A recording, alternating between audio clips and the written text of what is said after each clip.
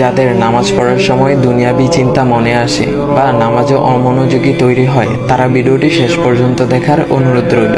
হযরত আলী রাদিয়াল্লাহু তাআলা আনহুর কাছে একজন ব্যক্তি এসেছে। তখন লোকটা বলল, হুজুর, আমার নামাজে মন বসে না। নামাজে দাঁড়ালে আমার দুনিয়াবি নানা চিন্তা আসে। হুজুর, আমার এই নামাজ কি আল্লাহ তাআলা কবুল করবেন? তখন হযরত আলী রাদিয়াল্লাহু তাআলা আনহা বলেছেন, না, তোমার নামাজ কবুল হবে না। তখন লোকটা মনে অনেক কষ্ট নিয়ে চলে যাচ্ছেন।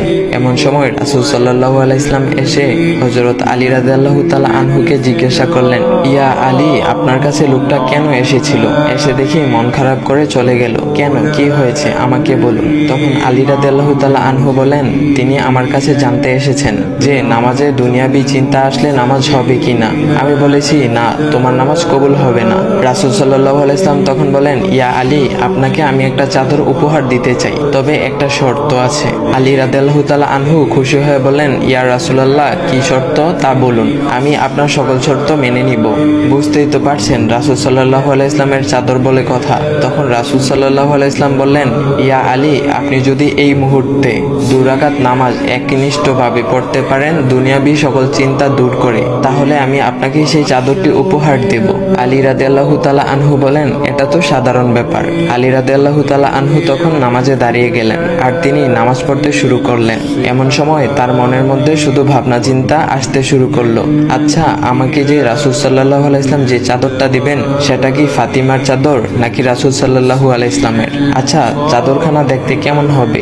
এই বিভিন্ন বিষয় নিয়ে ভাবতে লাগলেন। তিনি ভুলেই গেছেন যে দুনিয়াবি চিন্তা নামাজে আনতে রাসূল সাল্লাল্লাহু আলাইহি ওয়াসাল্লাম নিষেধ করেছেন। এর মধ্যে আলী রাদিয়াল্লাহু তাআলা আনহুর নামাজ পড়া শেষ। আলী রাদিয়াল্লাহু তাআলা নামাজ শেষ করে রাসূল সাল্লাল্লাহু আলাইহি ওয়াসাল্লামকে বলতেছেন, ইয়া রাসূলুল্লাহ, আমি আপনার শর্ত মেনেছি, এখন আমাকে চাদরখানা উপহার দেন। রাসূল সাল্লাল্লাহু আলাইহি ওয়াসাল্লাম বলেন, ইয়া আলী, আপনি কি একনিষ্ঠভাবে দুনিয়াবি চিন্তামুক্ত ছাড়া 2 রাকাত নামাজ পড়েছেন? তখন আলী রাদিয়াল্লাহু তাআলা আনহা মুচকি হেসে বললেন, না ইয়া রাসূলুল্লাহ, আমি আপনার চাদর নিয়ে অনেক কিছুই ভেবেছি। তখন রাসূল সাল্লাল্লাহু আলাইহি ওয়াসাল্লাম বলেন, ইয়া আলী, নামাজ তোমারও হয়েছে, আর তুমি যাকে নামাজ হবে না বলে ফতোয়া দিয়েছো, তার নামাজও আল্লাহ তাআলা কবুল করে নিয়েছেন। শোনো আলী, দুনিয়াবি চিন্তা দ্বারা নামাজ বাতিল হয় না, নামাজ মহান আল্লাহ তাআলা কবুল করে নেন।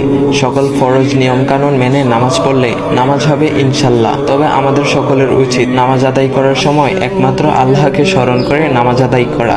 নামাজে দাঁড়ালে দুনিয়াবি চিন্তা মাথায় আসে, এটা শয়তানের একটা ফাঁদ।